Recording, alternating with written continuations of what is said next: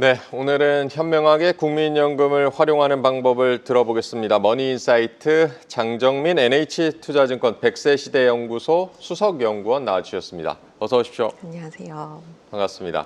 오늘은 국민연금을 잘 활용하는 방법에 대해서 얘기를 나눠볼 텐데요. 국민연금 활용을 위해서 기본적으로 알아둬야 할 내용들 어떤 것들이 있습니까? 우선 국민연금을 이야기하려고 한다면 우리나라에는 어떤 연금 제도가 있는지 네. 또 나는 어떤 제도를 이용할 수 있는지를 아는 것이 중요하다고 생각이 되는데요. 네. 실제로 현장에 강의를 나가보면 이 국민연금, 퇴직연금, 개인연금을 이렇게 헷갈려 하시는 분들이 많이 계십니다. 우리나라는 대표적으로 연금 제도가 3층 연금 체계로 구성이 되어 있고요. 가장 기본이 되는 1층이 국민연금입니다.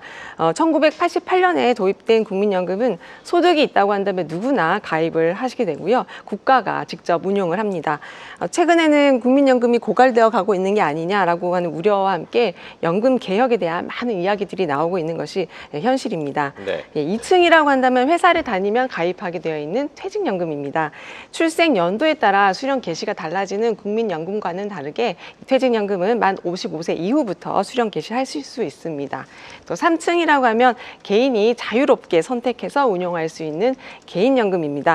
이 개인연금 계좌는 지난번에도 한번 소개를 해드렸었는데요. 기억하실지 모르겠어요. 네, 그 개인형 퇴직연금 IRP 계좌입니다. 이 계좌를 통해서 투자를 하고 자산 관리를 하시라고 말씀을 드렸었습니다. 이렇게 세 단계로 연금 제도가 나뉘어져 있기 때문에 네, 상황에 맞게 준비하시는 게 좋겠습니다.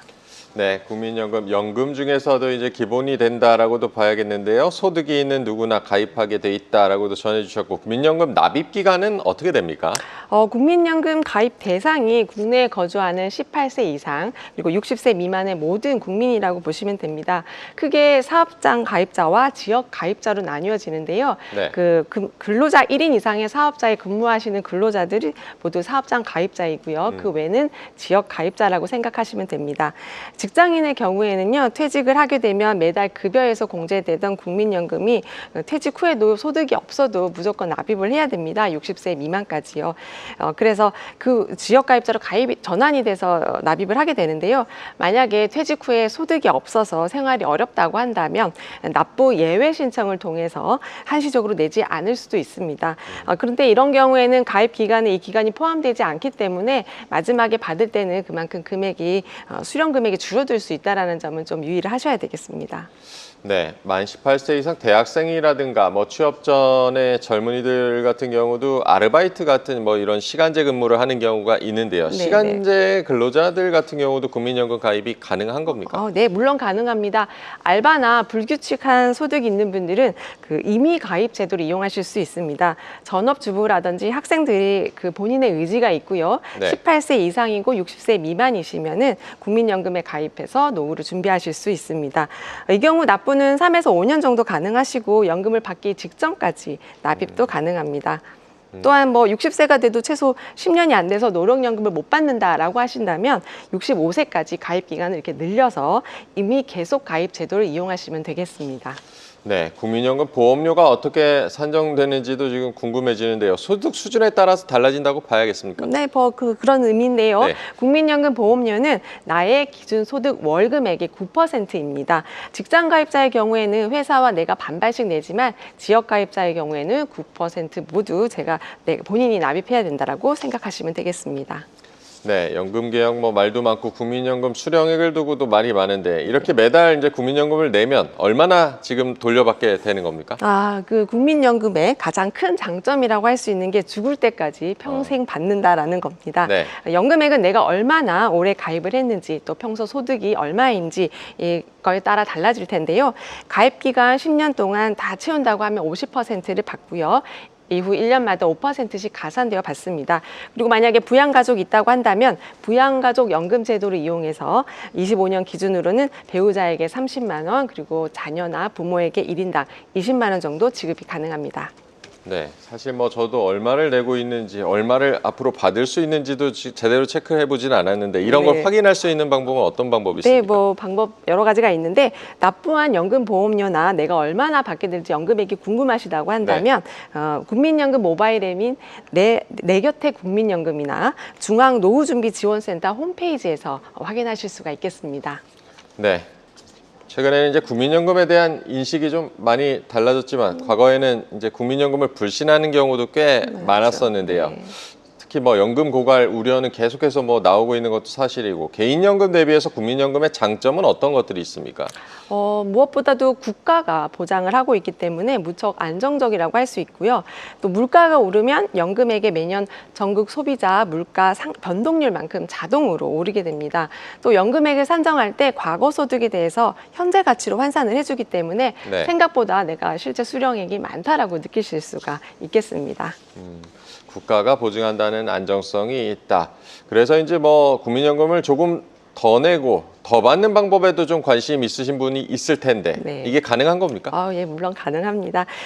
최근에 역대급 국민연금 받는 부부 얘기가 또 네. 기사화돼서 유명해졌는데요. 그분들이 월 542만 원을 수급한다고 해서 화제가 됐었습니다. 네. 가장 효과적인 방법은요, 가입 기간을 늘리는 일입니다. 납입 보험료가 총액이 같더라도요, 가입 기간이 길면 그만큼 금액이 더 커지는 겁니다. 두 번째 방법이라고 한다면 한 번이라도 국민연금을 내신 적이 있다고 한다면 추후 납부 제도를 이용하는 겁니다. 개인적인 사정인 실직이라든지 사업 중단이 있을 때 혹시라도 중간에 납입을 못 하시는 경우가 있는데요. 이 기간을 추가로 인정받을 수 있는 겁니다. 대상 기간은 총 기간이 10년 미만의 한도로 해서 보험료는 일시납이라든지 분할납으로 납부하실 수 있습니다. 또 한 가지 방법을 말씀드린다고 하면은 퇴직이나 계약 만료로 인해서 소득이 없는 상황에 이 구직 급여 수급자가 나는 국민연금을 계속 내고 싶다라고 하는 경우에는요, 국가에서 75% 정도 보조해주는 제도가 있습니다. 최대 1년까지 가입 기간을 인정받을 수 있는 크레딧 제도인데요. 실직이라든지 출산 그리고 군복무에 있는 분들이 잘 알아보시고 활용하실 수가 있겠습니다. 네, 첫 질문을 여쭤봤을 때 3층의 연금 구조를 말씀해 주셨는데 물론 뭐 많이 받을수록 이제 좋겠지만 노후 한 달 뭐 생활 필요한 생활비 중에서 국민연금 수령이 어느 정도 비중이 되는 것이 적절하다고 봐야겠습니까? 먼저 내가 노후에 한 달에 얼마를 쓸지를 계산하는 게 중요할 텐데요. 2024년 통계청 기준으로 부부 기준 적정 생활비가 336만 원 정도 되고 최소 금액이 240만 원 정도입니다.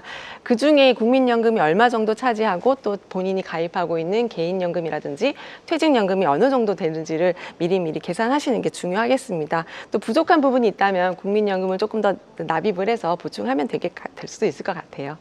네, 국민연금이나 퇴직연금 뭐 이 외에 이제 보험사 같은 곳에 이제 개인연금 상품에도 많이들 가입을 하시는데요. 이런 상품들 같은 경우도 좀 이른 나이에 가입하는 것이 좀 더 유리하다고 봐야겠습니까? 그렇다고 봐야 되겠죠.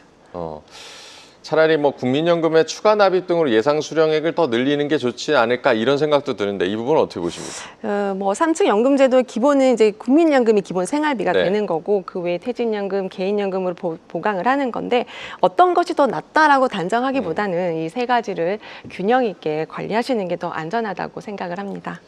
네, 이렇게 더 내는 방법을 고민하기도 하고 최근에 국민연금 개혁안도 발표가 됐지만 연금 고갈 우려는 뭐 계속해서 나오는데 이 부분에 대해서는 어떻게 보십니까? 사실 저도 그 고갈 문제들 질문들을 많이 받고 있는데요. 네. 작년 국민연금 수익률이 약 15% 정도로 굉장히 좋았습니다. 물론 생산 인구가 감소되고 있다라는 그 기금 고갈 우려 때문에 이런 얘기들이 많이 나오고 있는데요. 네. 국가에서 운용을 잘 하고 있고 또 더 내고 더 받는 방향으로 개혁이 추진되고 있기 때문에 너무 걱정만 하기보다는 이 주어진 혜택과 제도를 잘 이용하시는 게 중요하다라는 생각이 듭니다. 네, 마지막으로 자산관리 측면에서 국민연금을 조금 더 현명하게 활용하는 방법도 조언을 해주실까요? 네. 은퇴 설계 측면에서는 국민연금은 이 사적연금이 따라오기 힘든 여러 가지 장점이 있는데요. 신용도가 높은 국가가 운영을 하기 때문인데요. 그 불확실한 노후를 준비한다고 하면 국민연금을 가장 먼저 챙겨야 하는 이유가 여기에 있겠습니다. 노령연금 최고액의 비결은 여러 번 제가 앞에서 말씀드렸지만 네. 오랜 가입 기간과 연기연금 제도를 적극적으로 활용하는 데 있겠습니다.